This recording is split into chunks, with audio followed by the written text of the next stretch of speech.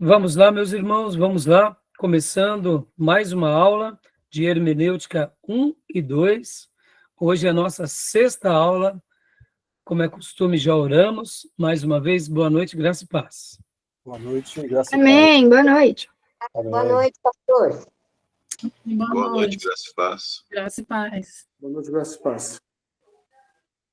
É com muita alegria que vamos hoje, se o Senhor nos permitir, terminarmos aqui o nosso livro-texto do Nelson e do Lund, e logo na sequência, na sétima aula, querendo Deus, nós estaremos então iniciando um outro livro. Hoje nós concluiremos esse material. Hoje nós estaremos entrando na quinta regra e, querendo Deus, terminando esse material hoje, os slides, que é a síntese desse material, nós vamos para o próximo livro, que seria Hermenêutica 2, que é esse daqui, que é Princípios de Interpretação Bíblicas, do Louis Berkhoff, tá bom? Então, meus irmãos, como é praxe, nossas aulas são gravadas para que vocês possam utilizar essas aulas de novo, como vocês desejarem, estudando, repassando para amigos, fazendo cortes naquilo que mais marcou a vida de vocês, como vocês acharem melhor. Eu sugiro, né, na medida do curso, vocês irem salvando, né, todo esse material. É gravado também para que futuros alunos em EAD, aqueles que não podem estar aqui no tempo real conosco, por motivo de trabalho, quem sabe fuso horário, quem sabe em um outro país que fale a língua portuguesa, mas queiram fazer o nosso seminário, então a gente está criando um módulo em EAD exclusivo e a gente utiliza essas aulas. Graças a Deus, todo o curso médio de teologia já temos gravado nesse formato. Então, a gente fica muito feliz, né, de poder estar servindo aos irmãos e saber que esse material aqui vai ser útil para outros irmãos também.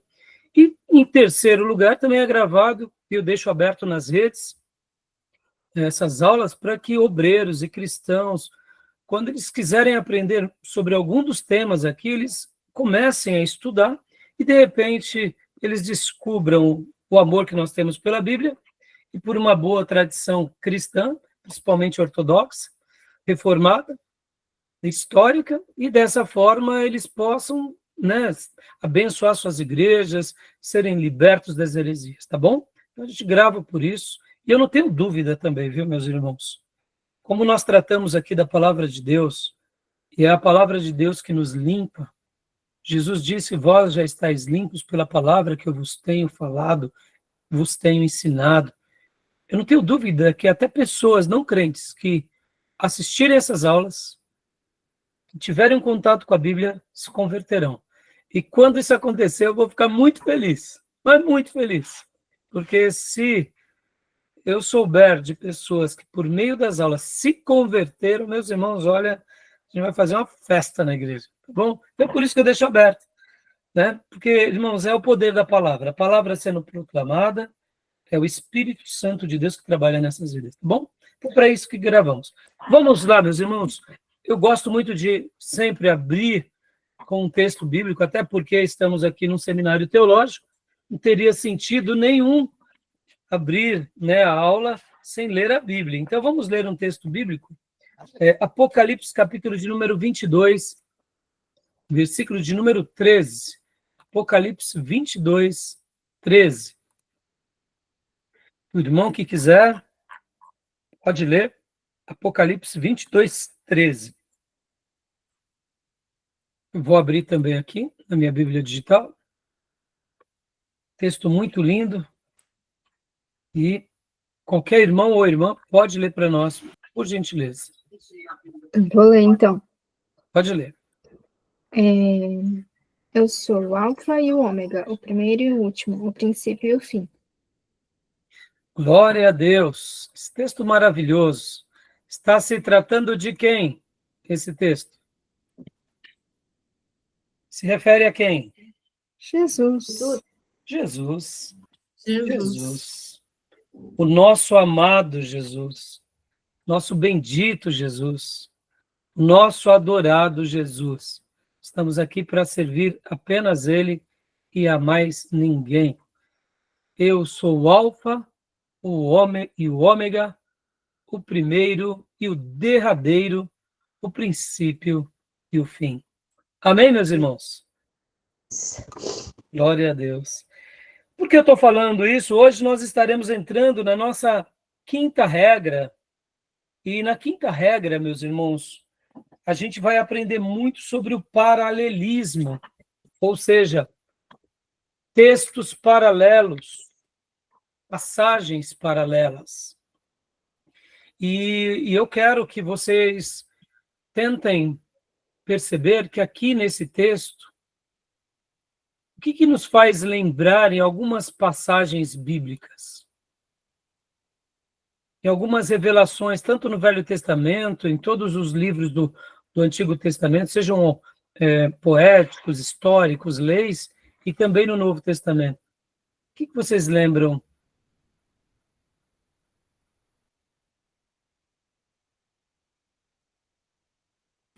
Qual é a pergunta? Esse texto, né? Eu sou o Alfa e o Ômega, o princípio e o fim, ou o primeiro e o derradeiro. Né? O que nós lembramos nesse texto? Um texto paralelo a esse. Quando Deus se revela a alguns servos no passado, vocês lembram de alguma passagem que dá uma ideia, assim, de uma revelação, quando Deus se apresenta? Hã? João. João. O verbo era Deus, o verbo estava com Deus. Maravilha. Que mais? Que mais? Eu sou De Êxodo.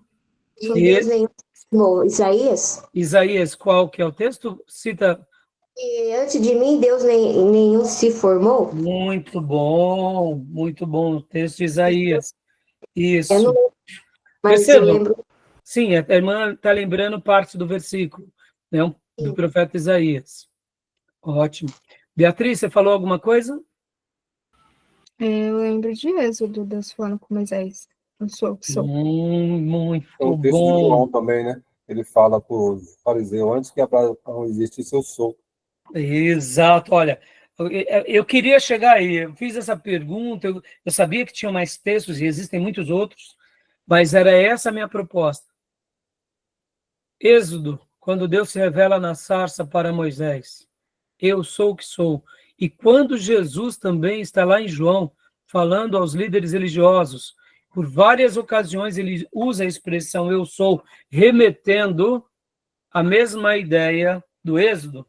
Percebam, não há uma correlação entre esse versículo e aqueles outros versículos? Agora, olha só, cada texto ele é escrito de uma forma diferente. Eu sou o que sou. Antes que Abraão existisse, eu sou. Né? Não há Deus além de mim. O princípio era o verbo, e o verbo estava com Deus, e o verbo era Deus. E tantos outros textos que existem remetem à ideia de que o nosso Deus ele é eterno, que o nosso Deus ele é infinito, que o nosso Deus ele é o começo e o fim de tudo, até porque ele é a razão de todo ser. Então percebam, hoje nessa matéria, irmãos, nós vamos assim nos deliciar. E eu escrevi aqui umas linhas que eu quero, nesse início, já apresentar para vocês, porque hoje nós vamos trabalhar nesse exato slide aqui, que é o slide que fala sobre a quinta regra. Olha só. Quinta regra. Ou seja, a quinta regra. Nós trabalhamos já em cima de 4 regras. E hoje nós vamos para a quinta regra. E essa quinta regra, ela é chamada de paralelismos, né? A quinta regra resume-se praticamente a isso. São paralelos. E eu quero que vocês não se esqueçam do que eu vou falar agora. Que eu separei um texto aqui, antes de lermos aqui, introdução à quinta regra, eu quero passar para vocês o que eu escrevi. A importância do paralelismo ao intérprete bíblico. A importância do paralelismo àquele que faz a hermenêutica. Todo cristão deveria conhecer a importância do paralelismo bíblico. Paralelismo, textos paralelos. Continuando, com ele, evitamos os erros teológicos. O paralelismo é um fio sagrado que une os tecidos sagrados em toda a revelação sagrada. Por que eu estou usando um fio sagrado? Porque muitas vezes é um texto aqui que está em Apocalipse, como acabamos de ver, Apocalipse 22, que remete à ideia do Êxodo 3, que remete à ideia de Gênesis 1. No princípio criou Deus o céu e a terra era sem forma e vazia, o Espírito de Deus pairava sobre a face das águas. Ou seja, Gênesis 1, Apocalipse 22, parecem textos desconexos, mas não são desconexos. Na sabedoria de Deus, toda essa construção foi de propósito. Deus foi permitindo que paulatinamente ela fosse dando. Então, eu falo que ela é um fio sagrado que se une ao tecido sagrado. O que seria o tecido sagrado? Os demais livros da Bíblia. Eles se intercalam. E dessa forma, a revelação sagrada ela é sedimentada, ela é fechada. E aí onde entra? Toda heresia ou pensamento sectário, ou ainda ideias humanas, sendo elas filosóficas, liberais, ou mesmo qualquer engodo que tente anular a revelação sagrada, tanto o fio sagrado quanto o tecido sagrado não se une a eles. Qualquer pensamento herético, qualquer pensamento humano, qualquer instrução diabólica não se une ao tecido sagrado ou ao fio sagrado. Quando eu uso a expressão fio sagrado, me entendam, meus irmãos, nós estamos no livro de Apocalipse, que nem acabamos de ver aqui. Lemos um texto do Apocalipse. Então, esse texto que acabamos de dizer sobre Jesus, que ele é o alfa e o ômega, o princípio e o fim, está em Apocalipse, ou seja, está no contexto do tecido de Apocalipse. Mas percebam, é como se Deus permitisse com que esse fio sagrado se unisse a Êxodo 3, a João 1, a Isaías. Perceba, há uma conexão misteriosa. É o livro de Isaías, mas ele se liga aos outros livros, ele se liga às outras profecias, e ele se completa. Por isso que eu disse que nenhuma ideia sectária, doutrina errada, doutrina humana, pensamento filosófico, se une a ela, porque por ser sagrado e por ser divino, o que acontece diretamente? Acontece que esses tecidos humanos, religiosos, não se coadunam, porque a natureza, isso ocorre porque a natureza, a essência e a origem são divinos. O fio é divino e o tecido é divino. Em outras palavras. E aqui, continuando, ó, os exemplos dados no livro texto, que a gente já vai estudar, mostrarão o que acabo de afirmar. Isso que acabo de dizer fica claro em todas as nossas doutrinas. Olha só, não há uma igreja bíblica, escriturística, que as doutrinas sejam coadunantes. Não há. Se a gente pegar a igreja do primeiro século, a igreja do segundo século, do terceiro século, se ela está fazendo uma leitura hermenêutica correta, as mesmas doutrinas que Policarpo ensinou, que Gregório de Nícia ensinou, que tantos outros pais da igreja, Agostinho, Jerônimo, vai estar coadunado, não tem como fugir. Aonde existe uma doutrina bíblica, os nossos exemplos eles acabam sendo sedimentados, né? Por isso que o livro texto vai dar vários exemplos, né? Então a igreja do ano 1000, a verdadeira igreja, os verdadeiros discípulos do ano 1000, os verdadeiros discípulos do ano 1200, os verdadeiros discípulos da pré-reforma, da reforma, todas as doutrinas bíblicas têm essa mesma sincronia. Os nossos irmãos, que são chamados de pré-reformadores, faziam esse paralelismo muito parecidamente com o nosso. Ou seja, não mudava nada. Agora, as heresias que nascem dos grupos que se dizem ser seguidores fiéis das Escrituras não consideram esse tipo de paralelismo. Né? Nossa quinta regra. E aquelas religiões que dizem estar firmadas na palavra de Deus, mas que, de igual modo, têm doutrinas heréticas, também não consideram a quinta regra. Vemos, nesse último caso, os católicos romanos e outras seitas. Podem ver. Quando a gente vai ver hoje vários exemplos aqui. Quando a gente pega várias doutrinas católicas, que eles estão tentando sustentar a doutrina católica, e aí a gente vai fazer um paralelo com qualquer passagem bíblica não coaduna. Por quê? Porque o fio sagrado e o tecido sagrado não é da mesma natureza, não é da mesma essência e nem da mesma origem. Estão entendendo? Sim. Ficou claro? Então, por que eu fiz esse texto aqui? Eu queria deixar de primeira mão para vocês, porque se muitos cristãos lessem a Bíblia cultivando esse paralelismo, seriam cristãos bem maduros no que se diz respeito à revelação e, com certeza, não cairiam em muitos erros teológicos, doutrinários e heréticos. Por quê? Porque quando alguém viesse e falasse qualquer coisa, por mais bonita que seja aquela iluminação, a revelação, ou quem sabe a profecia, nós diríamos, não está passando pela peneira da palavra de Deus, tem alguma coisa estranha. É uma pessoa que está chorando, está emocionada, é uma pessoa, parece que é uma boa pessoa, mas as palavras dela não estão casando com a Bíblia. É piedoso, parece ser devotado, mas até aí tem alguma coisa estranha. Quer ver um exemplo? Só para a gente concluir, irmãos. Talvez você já deve ter assistido algum programa na TV ou no rádio, e num primeiro momento vocês falaram assim, que mensagem linda, que hino lindo. E de repente você olha ali o pregador ou o professor ensinando, tal, e de repente ele começa, até faz uma oração bonita, e aí ele termina a oração, você fala, glória a Deus, quem é esse pastor? E de repente ele fala, agora vamos fazer uma Ave Maria. Talvez você tenha passado por isso.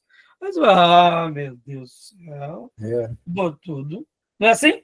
Já viram? Também. Principalmente quando a gente pega uma mensagem carismática. Tá tudo bonito. Tá tudo bonito, aí ele vem e destrói. Destrói. Porque, na nossa visão, porque houve a destruição, porque, é óbvio, nós seguimos a Bíblia do Gênesis ao Apocalipse. E o culto a Maria é uma afronta à Bíblia. Mas, na tradição católica, Maria começou a ser respeitada, valorizada por causa da virgindade. Os pais do deserto começaram também, muitas vezes, a fazer uma defesa da castidade, da pureza sexual. E assim, no começo, nenhum problema. Ter uma vida casta deve ser uma mensagem bíblica até para nós hoje. Sim, para os solteiros e depois para os casados, principalmente quando eles ficam viúvos. Tem que ter prudência nessas questões. E aí o que acontece no andar da carruagem, eles acabaram enveredando a castidade como um sinônimo de santidade. E aí, isso que começa num primeiro momento como algo bom, nos séculos seguintes vira quase como um mantra de santidade para os católicos romanos e ortodoxos. Olha só. E podem ver que a Bíblia não ensina isso. Não endossa, né? Não endossa. Vamos pegar um outro paralelo? Pedro era casado, ou seja, então Pedro já estava errado. Pedro não servia para ser papa. Percebam? Como que o tecido sagrado e o fio sagrado não se confundem. Estão entendendo? É uma tradição de homens. Mas voltando, então, como eu disse. E aí, quando a gente vê uma cena como essa, o que nós devemos fazer? Só orar. Orar por esses católicos, por esses carismáticos, por esses que são monges, pedir para que Deus abra-lhe os olhos e liberte da tradição, como foi Jesus nos dias dele, que ele dizia para os fariseus, para os saduceus, para os escribas, orava e os repreendia, e os ensinava e os amava. Para quê? Para que Deus os livrasse também daquela tradição. Tudo bem? Então, vocês viram a importância do paralelismo? Eu dei um pequeno exemplo. Essa aula de hoje vai ser uma delícia, uma delícia. Uma delícia. Por isso que é uma bênção a gente poder estar gravando. Porque as 4 regras que a gente aprendeu, elas vão ser importantes. Mas a 5ª regra, a gente vai poder fazer esse passeio e vai sedimentar as 4 anteriores. Claro, as 4 anteriores, como a 5ª regra, estão dentro daquela regra áurea, né? A regra das regras. Qual é a regra das regras? Vamos lá? A Bíblia é sua própria intérprete. Fale de novo, minha irmã. A Bíblia é a própria intérprete dela mesma. É isso aí. Parabéns, é isso aí. Tá bom, meus irmãos? Até aí, tudo bem? Recapitulando, então, rapidinho aqui, só para a gente fazer uma lição de casa bem... Paralelismo, pergunta, o paralelismo tem a mesma valor simétrico da referência? Sim, é a mesma coisa, referência. Referência. Para nós, hoje, nós usamos muito essa questão da referência ou de referências cruzadas. Sim, exato. Referências cruzadas. E graças a Deus, Júnior, olha como somos privilegiados, Júnior. A maioria das nossas Bíblias, irmãos, a maioria das Bíblias, principalmente Bíblias, que nem essa Bíblia atualizada, antiga, tem as referências de rodapé, as referências cruzadas. E isso é maravilhoso. As referências cruzadas são importantíssimas. Por quê, meus irmãos? Porque por meio delas que a gente confirma outros textos. Vocês sabem o que são referências cruzadas, né? Peguem a Bíblia de vocês em Apocalipse capítulo 1. Peguem uma Bíblia sem ser de estudo, de preferência aquelas clássicas, ou atualizada ou corrigida, tá? Eu vou pegar aqui essa minha é atualizada e vou pegar também uma corrigida. Deixa eu pegar aqui. Eu não queria pegar as de estudo. Aqui, achei a minha corrigida.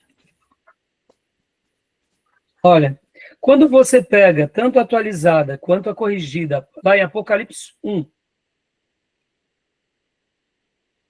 Apocalipse capítulo 1.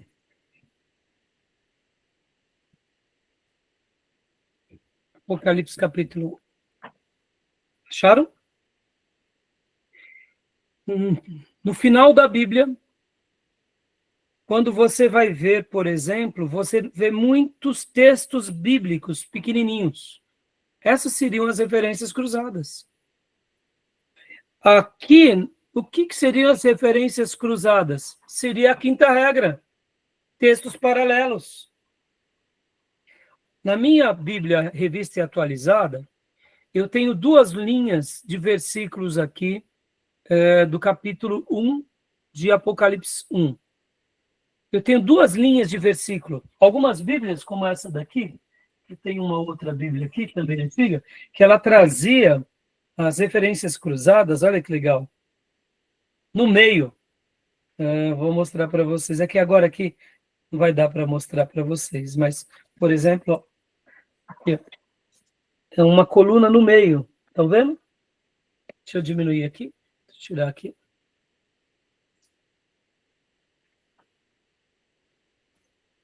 Isso. Tá vendo? A minha da NAA também é no meio. Então, é no meio. E o que seriam essas referências cruzadas?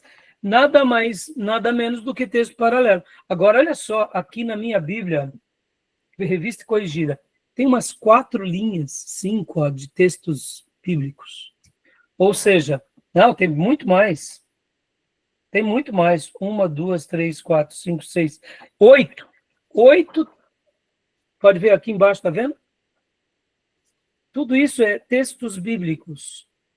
Então, Apocalipse capítulo 1, olha só como as nossas Bíblias, meus irmãos, são extraordinárias. e principalmente essas versões mais antigas. Já a NVI, por exemplo, a NVI, ela não traz quase referência cruzada. Ela não traz. Ela traz muito pouco. Estudo também não. Pouco. Né? E as Bíblias de estudo também trazem pouco, porque a proposta delas, tem muito pouco. Geralmente, a NVI, quando ela traz alguma coisa, ela traz uma explicação de algum texto, ou como diz nos melhores manuscritos, é útil. Agora, por que eu estou falando um pouco disso para vocês aqui? O Júnior fez a pergunta, e foi ótimo, Júnior. Percebam, antes de entrarmos até aqui na aula, deixa eu ensinar uma coisa para vocês. Eu era novo convertido, e eu notei que tinham pessoas de várias religiões querendo me tirar da igreja que eu tinha me convertido. E eu fiquei muito triste, porque no primeiro momento, quando eu me converti, eu achei que todo mundo, agora que era convertido, estaria tendo o mesmo sentimento que eu. Mas eu notei que há uma briga muito grande nas igrejas. Um quer tomar um membro do outro porque acha que a outra está errada, só ele está certo, ou o outro quer tomar mesmo porque na cabeça dele, ele ganhando uma alma, vai ter uma pérola lá no céu, vai ter um galardão. O outro quer tomar porque ele faz da igreja um negócio mesmo, e os motivos são os mais variados. E eu lembro que eu fiquei triste com isso, e eu falei, puxa vida, que decepcionante, né? Porque eu vim do catolicismo, eu era um católico praticante, e pouco tempo depois eu falei, bom, eu vou estudar a Bíblia, e eu tomei essa decisão na minha vida, de ser um cristão que segue só Jesus e só sua palavra. E é assim que eu vou viver por resto da minha vida. E ali, eu lembro que pouco tempo depois, aí eu fui bem esclarecido, porque eu mergulhei na Bíblia, irmãos. Mergulhei na Bíblia e eu comecei a notar que tudo isso é besteira de homem, é vaidade de homem, quando não, obras mesmo malignas para querer atrapalhar a nossa fé. E ali eu comecei, então, a tomar muito cuidado com relação a essas seitas e irmãos que se aproximam com interesse. E ali, logo depois disso, eu, lendo a Bíblia, eu cheguei em Apocalipse, e ali foi um terror, né? Porque eu, como um católico, eu conheci o Apocalipse por cima. Mas aí eu fiz a minha primeira leitura. Aí a minha segunda leitura eu já fiz diferente. O que eu fiz? Eu peguei a minha Bíblia naqueles dias, eu acho que era revista e corrigida, e aí eu ia lendo. Lia o capítulo 1 de Apocalipse na minha devocional, e aí depois eu ia lendo cada versículo de referência. Eu sei que eu fiquei uns 6 meses para ler Apocalipse. Por quê? Muitas vezes você está lendo lá, Apocalipse 1, ele fala, leia lá Daniel, capítulo 9 e o capítulo 10. Aí eu parava ali, né? Via lá para Daniel, lá para Zacarias. Eu sei que eu fiquei uns 6 meses, mas foi uma delícia. Depois que eu acabei de ler Apocalipse, usando todas as referências cruzadas, eu disse assim, louvado seja Deus. Desde o começo, Deus sempre avisou sobre um fim. Deus sempre falou sobre castigo. Alguns já se aconteceram, outros ainda não, e outros vão acontecer. Ou seja, isso ficou tão claro na minha mente, tão claro no meu coração, e ali isso foi para mim uma descoberta. Então, toda vez que eu sempre estive lendo a Bíblia, desde o início da minha conversão, eu sempre li a Bíblia e depois eu li os textos cruzados. O que mais? Mais nada. E comentário bíblico? Eu nem pensava em comentário. O comentário vinha depois, caso tivesse uma grande dúvida sobre um ponto. Mas eu sempre me dei o direito de ser esclarecido pelas Escrituras. Porque as Escrituras explicam as Escrituras. Está entendendo? Olha aí, eu estou dando meu testemunho de quando eu era novo convertido. E muitas doutrinas sobre os sinais dos tempos eu aprendi nessa leitura de 6 meses, 4 meses, não lembro. Eu sei que fiquei muito tempo, porque eu lia um capítulo ou 5 versículos do Apocalipse, quando eu ia ver os textos de referência, eram mais uns 8 capítulos. Eu falava, vou lá para os outros textos, e sem pressa nenhuma, meus irmãos. Tá bom? Tudo bem até aí? Então, Júnior, é o que você disse, as referências cruzadas acabam sendo praticamente dá essa ideia, tá? Não é a mesma coisa, mas segue uma ideia muito parecida, porque a gente vai aprender hoje aqui sobre vários tipos de paralelismo. Paralelismo de palavras, paralelismos de ideias e paralelismos também de ensinos gerais. E um quarto tipo de paralelismo, que é aplicado à linguagem figurada. Mas aplicado à linguagem figurada, depois a gente vai aprender melhor o que é a linguagem figurada. A linguagem figurada não deixa de ser também um paralelismo. Só que, ao mesmo tempo, ela também tem uma conotação um pouco diferente. Porque a linguagem figurada, ela pode ser útil num texto e no outro texto não ter a mesma correspondência. Estão entendendo? Então, mas há também um quarto tipo de paralelismo aplicado à linguagem figurada. Mas a gente vai trabalhar na ideia do paralelismo de linguagem figurada quando a gente entrar, né, depois sobre a questão, literalmente, sobre as questões de metáforas e figuras de retórica, ou figuras de linguagem. Tá bom? Tudo bem até aí? Alguma pergunta, alguma dúvida? Não? Joia, vamos lá. Então, aqui, né, pode ler para nós, irmão Júnior, por gentileza.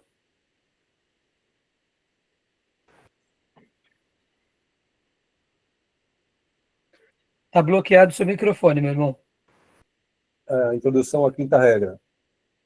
Uma doutrina que pretende ser bíblica não pode ser considerada no todo como tal, sem resumir, expressar com fidelidade tudo o que estabelece e excetua a Bíblia em suas diferentes partes em relação ao particular. Joia. O que ele está querendo dizer aqui, se a gente tem uma doutrina, e a gente está falando que essa doutrina está na Bíblia, a gente tem que realmente dar fundamento para ela.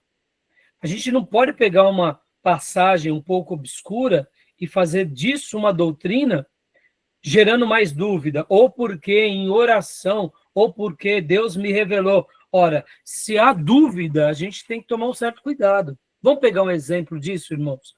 A questão dos usos e costumes, do cortar o cabelo. Quantas vezes na história mais recente aqui da igreja brasileira, irmãos ficaram ofendidos com outros, ou pessoas até saíram da igreja ou foram maltratadas por causa de usos e costumes. Sendo que, quando a gente estuda aquela doutrina, aquela passagem, Paulo está sendo bem claro, pode ver que, inclusive, Paulo fala até de hábitos que os coríntios tinham para com o homem. Por exemplo, os judeus, em parte, os profetas, e aqueles que faziam o voto de Nazireu, eles tinham cabelo comprido. Era comum na antiguidade, até porque era sinônimo de respeito. Então, tanto o judeu, o rabi, o mestre, quanto as escolas, não tinha problema, mas Paulo está indo direto a um assunto específico para o povo de Corinto. Eu não teria problema nenhum de pedir para as irmãs pôr um véu na cabeça. Eu te pergunto, é mais fácil a irmã pôr um véu na cabeça ou parar de mentir? Pôr um véu na cabeça ou parar de murmurar? Entenderam? Eu respeito quem pensa assim. Mas a pessoa, ela põe um véu na cabeça, mas a língua é comprida. Isso vale para nós, que também não temos véu. Estão entendendo o que eu quero dizer? É muito fácil para nós colocarmos usos e costumes e colocarmos peso em cima de passagens. Então, a quinta regra, para que a gente realmente tente fazer de alguma passagem uma doutrina, ela não pode ser considerada no todo como tal, sem resumir e expressar com fidelidade tudo que estabelece e excetua a Bíblia em suas diferentes partes em relação ao particular. Por isso que a gente tem que tomar muito cuidado. Pastor, tem passagens que são complicadas? Tem, a gente vai ver hoje aqui.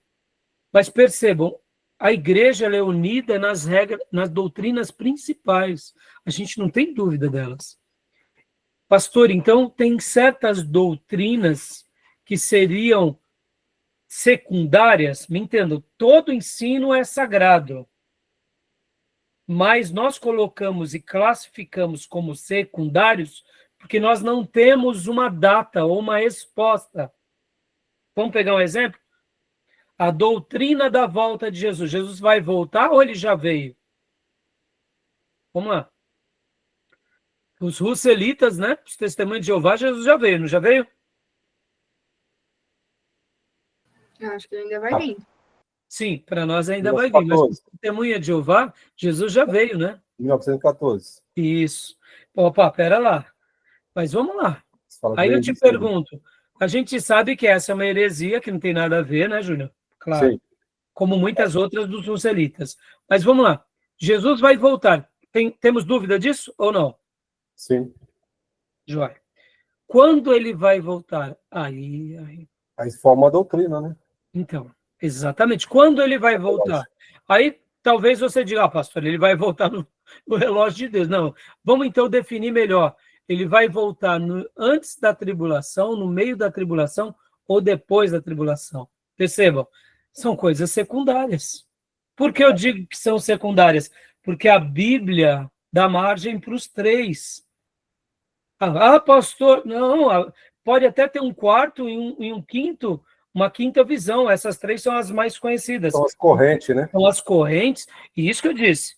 A volta de Jesus é uma doutrina prioritária. Ponto. Quando ele virá, Secundário. não quer dizer muito. O que quer dizer mais para nós? Que eu tenho que estar preparado. Estão entendendo? Então, assim, a gente vai estudar mais para frente. Ficou claro quando eu me referi sobre essa ordem de grandeza? Doutrinas principais e secundárias? Ficou claro? Quem é o Salvador, irmãos? Jesus. Salvação, né? Quem é que nos salva? Maria nos salva? Opa. Maria é corredentora da humanidade? Não. Então, acabou. Para nós, é claro, certas coisas são muito claras, tá bom? Beleza? Se ela fosse corredentora, ela ia para a cruz também morrer. Exatamente. Exatamente. Então, Júnior, quinta regra, vamos lá. Vamos lá. Passagens Quinta regra, paralelas. Vocês passagem. podem abrir no livro texto de vocês. No meu livro antigo, a página 62. No livro novo de vocês, que página que é? Eu não sei, eu já terminei ele. Então, Pode ver. seria agora aqui a quinta regra, tá, meus irmãos? Primeira parte, tá? Então, pode ir, Júnior? Ok. O seu já é um livro, o seu é um pouquinho antes, né? Não é tão atualizado, né? Ou esse Esse meu aqui, Júnior, ele é um antigo que eu usei no seminário, eu ainda uso ele, eu gosto. Eu emprestei o meu novo para algum aluno, né? E, na realidade, ele sumiu e eu preciso comprar outro. Eu vou até comprar por esses dias. Eu vou até ver se tem Kindle, porque eu utilizo, né? Eu gosto muito de utilizar os digitais também. É que, na realidade, eu prefiro em papel, porque eu faço as minhas anotações, né? Então, os meus livros de estudo, eles todos são cheios de notas. Então, a Bíblia em Kindle, é aquilo, irmãos, eu sou da velha guarda, eu uso muito material digital, né? Eu tenho meu Kindle, eu gosto muito, olha, indico para vocês terem um Kindle de vocês, eu me delicio, é uma delícia. Só que, ao mesmo tempo, para fazer as anotações não é igual, né? Não é. Não é igual. Né? Rabiscar, brigar com o autor, é gostoso brigar com o autor assim na unha, né? Você vai lá e rabisca, entendeu? Tá? Então, aqui o meu é página 62, tá bom, meus irmãos? Beleza. Joia, vamos lá. Então, Júnior, quinta regra, por favor. Ok. Passagens paralelas. Passagens paralelas, entendemos aqui as que faz referência uma a outra, que tenha entre si alguma relação, ou trate de um modo ou outro de um mesmo assunto. Joia. Então, aqui, né, a gente vai entrar aqui desculpa, eu falei errado, irmãos, não é no meu livro antigo, não é essa página, é a página, aqui, é a página 51, tá? Passagens paralelas. Então, Júnior, há pouco, quando você falou sobre a referência, é praticamente isso, pode ver, a passagem paralela. É verdade. Né? A referência cruzada é uma passagem paralela. Meus irmãos, se der tempo hoje, eu vou tentar mostrar para vocês aqui, também no aplicativo do My Bible. É maravilhoso, porque no aplicativo do My Bible, quando você abre ali a sua Bíblia e você marca o versículo, você vai ver que tem uma janela que você clica e traz todos os textos que também são passagens paralelas. Então, digitalmente, isso ajuda demais, né? Porque muitas vezes você está procurando um texto e ali você, usando esse recurso, você já utiliza. Eu, particularmente, amo esse aplicativo chamado My Bible.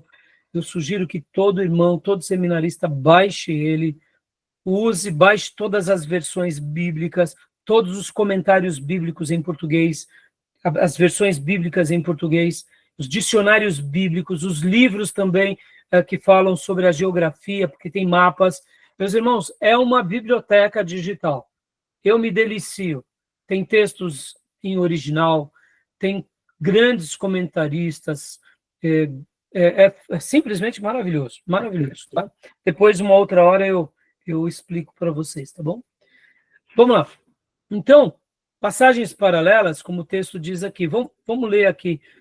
Abra para mim, Miriam, João 3, 16, Tomé, Gálatas 2:20 e irmã Elisângela, Hebreus 2:9. Aqui a gente vai ver um exemplo que ele vai nos deixar, né? Porque o que o autor está querendo nos ensinar aqui? Prestem muito atenção quando tiver uma referência que lembre outra. Geralmente, uma fortalecerá a outra. Mesmo que, num primeiro momento, sejam livros distintos, sempre vai existir algum tipo de relação. Ou vai tratar de um modo ou um assunto semelhante. Então, é o que nós chamamos de passagens paralelas, tá bom? Pode ler para nós, João 3,16? Porque Deus amou o mundo de uma tal maneira que deu seu Filho unigênito para que todo que nele crê não pereça, mas tenha vida eterna. Texto clássico que conhecemos. Agora, Gálatas 2:20, leia para nós, por gentileza, irmão. Já estou crucificado com Cristo. E vivo não mais eu, mas Cristo vive em mim. E a vida que agora vivo na carne, vivo-a na fé, no Filho de Deus, o qual me amou e se entregou a si mesmo por mim. Joia, maravilha. E agora, Hebreus, pode ver que o texto é bem diferente na sua construção, mas o propósito é quase o mesmo. São palavras diferentes, ideias diferentes, profecias diferentes, revelações diferentes, mas que têm uma correspondência muito grande. Então, a quinta regra vai trabalhar com essas passagens paralelas. Tá bom, meus irmãos? Isso é maravilhoso. E Hebreus 2:9, por favor, irmã Elisângela. Está bloqueado o seu microfone, irmão. Oi? Oi. Vemos, todavia, aquele que por um pouco, tendo sido feito menor que os anjos, Jesus, por causa do sofrimento da morte, foi coroado de glórias e de honra, para que pela graça de Deus provasse a morte por todo homem. Opa, de uma outra forma, falando de Jesus e mostrando que ele é o Salvador de todos nós. Percebam, são passagens paralelas ou não? Joia, até aí, tudo bem? Então, agora vai vir os 3 tipos de passagens paralelas, que é passagens paralelas de palavras, como eu já disse, de ideias e de ensinos gerais. E agora a gente vai com muita cautela, meus irmãos, sem muita pressa, porque, como eu já venho mencionando para vocês, nosso grande propósito aqui é acomodar todo esse conhecimento dentro do nosso coração, tá bom? Então, leia para nós, Júnior, paralelos de palavras. Primeiro, de palavras. Quando o conjunto da frase ou o contexto não basta para explicar uma palavra duvidosa, procura-se, às vezes, adquirir seu verdadeiro significado, consultando outros textos em que ela ocorre. Gálatas 3:27. De Cristo vos revestistes. Pode continuar, Júnior. Analisando as passagens de Romanos 13 e 14, Colossenses 3, 12 e 14, queremos verificar que este revestimento significa uma nova vida, novas atitudes. Não é uma vestimenta literal, mas adornos espirituais. Joia. Tudo bem até aí? Perceba, se nós pegarmos o exemplo aqui, né, como foi mencionado há pouco, simplesmente em Gálatas, a gente pode ter uma ideia, quem sabe mística, quem sabe errada. Meus irmãos, me entendam bem agora o que eu vou falar. Existem muitas pessoas bem intencionadas, mas que mesmo com toda boa intenção que elas têm, acabam sendo pessoas muitas vezes ingênuas. Por que eu estou te falando isso para os irmãos? Porque o fato da pessoa estar sendo bem intencionada não omite o erro doutrinário dela. Eu não posso julgar se aquela pessoa ela é uma pessoa que é mal intencionada, não. E nem posso falar que aquela pessoa é um falso profeta, não. Mas pessoas, muitas vezes, bem intencionadas, cometem erros. Vamos lá. Um exemplo bem simples. O homem ele é mais voltado a ser racional e a mulher é mais voltada a ser emotiva. Está dentro do DNA. Assim como a massa muscular do homem é mais forte, da mulher é mais fraca.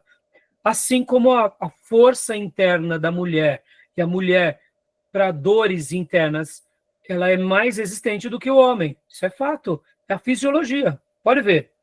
O homem ele é forte, ele é robusto, que nesses dias eu via, né, um cortezinho na internet, que quando tivemos o ano passado aquelas enchentes no Rio Grande do Sul, o que tinha ali nos barcos, predominantemente era homem. E onde estavam as mulheres? Normal. Elas não têm tanta disposição, com algumas exceções de pessoas que foram treinadas no exército, na carreira militar, que elas disputam ombro a ombro com homens, mas na sua grande maioria, elas estavam fazendo outro papel, e quem estava subindo nos telhados, cometendo isso, é homem, faz parte da fisiologia. Isso não é machismo, não é nada disso. Na hora do perigo, a gente vê que o instinto humano aflora. Percebam, a massa muscular do homem, o esporte masculino é diferente do esporte feminino. Agora, olha só que interessante, a mulher ela tem uma resistência à dor que o homem com dor de dente está pedindo arrego de 0 a 10, a dor 5, ele já está chamando mãe, pai, pastor, vem me ungir, vem. Não é assim? A mulher está com 9,5 e está falando assim, não, tá bom, eu vou fazer a comida. Pelo amor de Deus, são dores, não é? A mulher tem cólica e vai trabalhar. O homem com cólica vai para o hospital tomar soro. Por quê? Porque dores internas, a mulher sempre foi treinada com problemas internos, desde que cresce, né? Como alguém já brincou, né? Ela sangra todo mês e não morre, né? Brincando com as mulheres, né? Falando sobre... Eita, bicho ruim, sangra todo mês e não morre, né? Mas a mulher tem as dores de menstruação, tem depois dores de parto, mas como a mulher tem uma resistência interna que o homem nem se compara. Percebam, por que eu estou falando tudo isso aqui, irmãos? Pessoas bem intencionadas, muitas vezes, pode sim.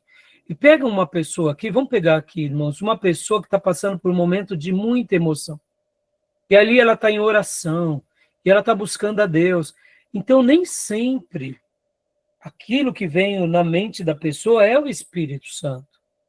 E podem ver que quem gosta mais desse lado mais místico, mais emotivo, é a mulher. É normal, porque, irmãos, a mulher ela é muito mais sentimental. Ela é muito mais voltada aos sentimentos. Graças a Deus pelas mulheres, porque se o mundo fosse só de homem, a gente estava perdido, era um inferno. O homem ele é mais racional, ele é mais analítico. Não estou dizendo que não tem homem que seja mais emotivo. Não, não é isso. Existem as suas exceções dos gêneros, né? Podem ver que até mesmo nisso, o homem é mais voltado para as matérias de cálculo. Mas tem exceção, que alguma mulher.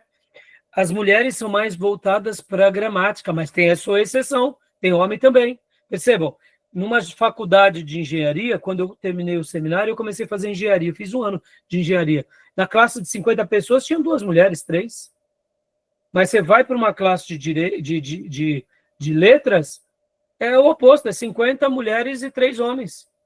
Agora, perceba o que eu quero dizer.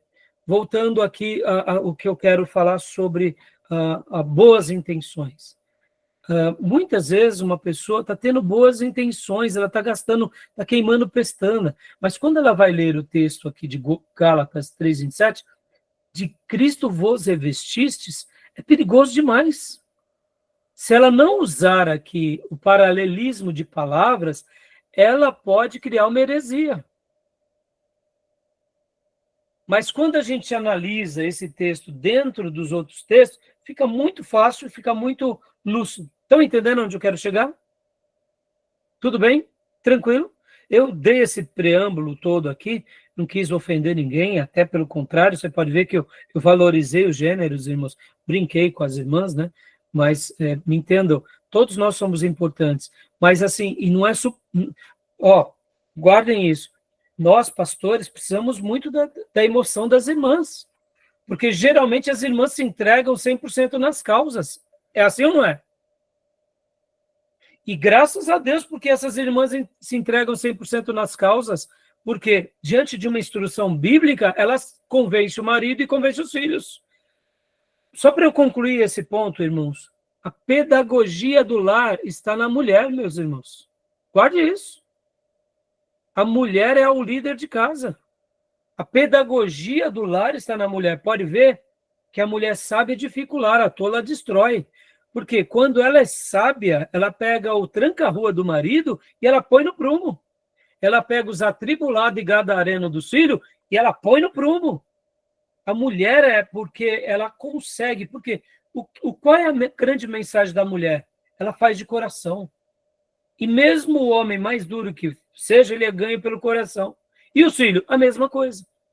Não estou dizendo que o homem não tem esse papel, mas o homem, muitas vezes, nessa área, tem hora que ele mais estraga do que ajuda. Me entendam? Estão entendendo, irmãos? E na igreja é um equilíbrio. Agora, no momento em que a gente se entrega a uma interpretação baseada na emoção, nascem muitas heresias. Tudo bem? Tudo jóia até aí? Querem falar alguma coisa? Perguntar alguma coisa? Alguma dúvida? Não? Então, só para que a gente possa fazer mais uma leitura aqui, vamos para o livro-texto, a gente já vai encerrar logo depois dessa parte. Vamos para o livro-texto agora, ainda aqui no começo, né? Eu quero ler aqui o que ele chama de um primeiro exemplo. Ele vai dar um primeiro exemplo aqui. Eu achei muito legal esse... no caso, o que foi colocado no slide foi o segundo exemplo que está no livro. Mas a gente vai agora para o primeiro exemplo e eu quero gastar 1 minuto aqui com vocês sobre isso. Aí, logo depois disso, nós estaremos indo para o nosso intervalo. Olha só. Olha que interessante aqui esse exemplo dele. Primeiro exemplo aqui, ele usa Gálatas 6:17. Ó. Leia para nós. Filhote, Felipe Reis, pai, filhão, leia para nós, meu irmãozão. Seja bem-vindo, viu? Primeiro exemplo, né? Isso. Em Gálatas 6:17, diz Paulo: trago no corpo as marcas de Cristo. Que eram essas marcas? Nem o conjunto da frase, nem o contexto explica.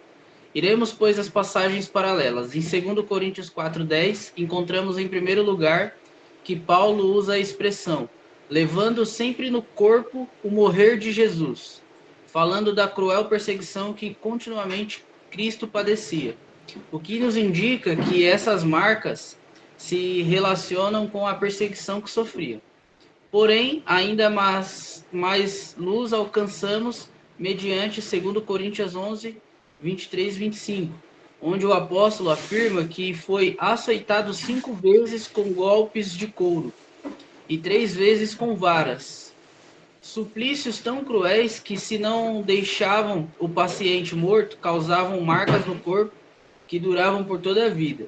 Consultando assim os paralelos, aprendemos que as marcas que Paulo trazia no corpo não eram chagas ou sinais da cruz milagrosa ou artificialmente produzidas, como alguns pretendem, porém marcas ou sinais dos súplicos sofridos pelo Evangelho de Cristo.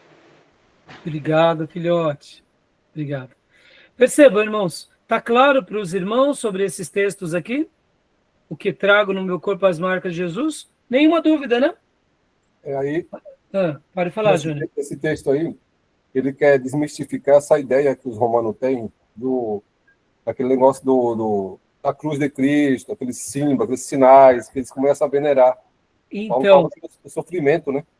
isso, é que nesse caso, né, Júnior, você está falando do estigmata? Do que eles têm, as marcas, que eles veneram, que eles têm, tudo o que aconteceu sobre Cristo, eles começam a adorar, né? Ah, sim.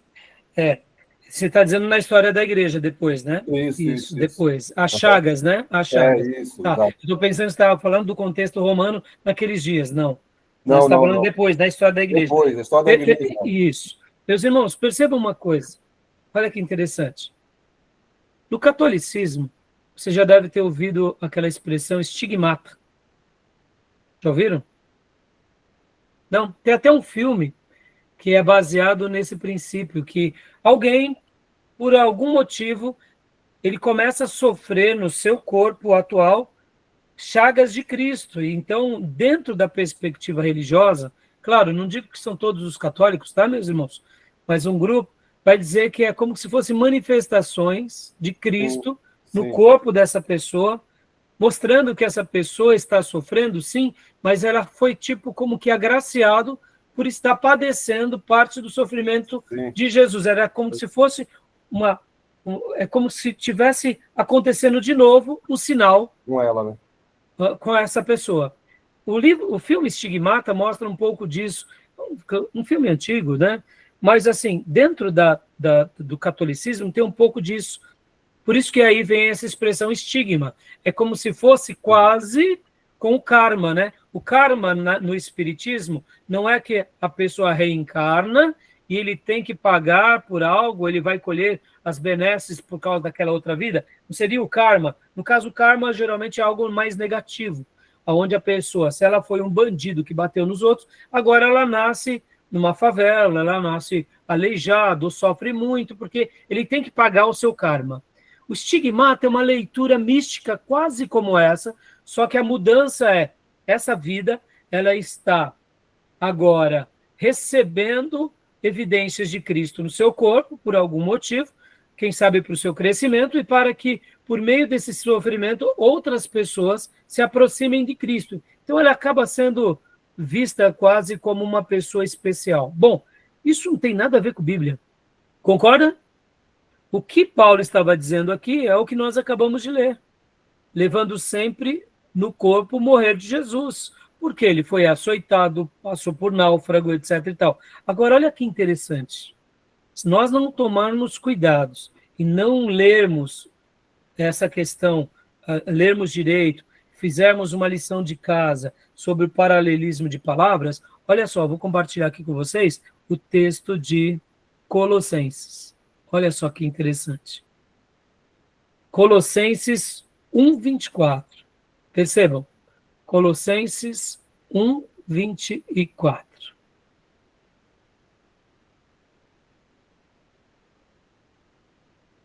Olha o que diz aqui. Leia para nós, Júnior. Agora me regozijo no meio dos meus sofrimentos por vocês, e cumpro na minha carne o que resta das aflições de Cristo, por amor do seu corpo, que é a igreja. Opa! Aí complicou, pastor. Paulo, então, estava cumprindo na carne dele o que resta das aflições de Cristo. Então, o sacrifício de Jesus não foi suficiente. Paulo precisa completar? É isso que ele está querendo dizer aqui? Não, de forma alguma. De forma alguma. A gente acabou de ver já vários textos em que Paulo estava falando. Mas perceba, se uma pessoa pega esse texto aqui isoladamente, ele vai dizer o seguinte, que todo cristão acaba no seu corpo completando o que resta das aflições de Jesus. Não tem nada a ver. Se nós lermos agora, depois lê em casa, os textos que antecedem e sucedem esse capítulo, você já vai ver que Paulo, aqui em Colossenses, ele já deixa muito claro que Jesus resolveu tudo e que a obra que ele realiza por nós é perfeita. O que Paulo estava dizendo aqui era o que nós acabamos de ver nos outros textos, nas outras passagens paralelas, que nada mais, nada menos era do que o quê? Do que aquilo que a gente acabou de falar sobre essa questão de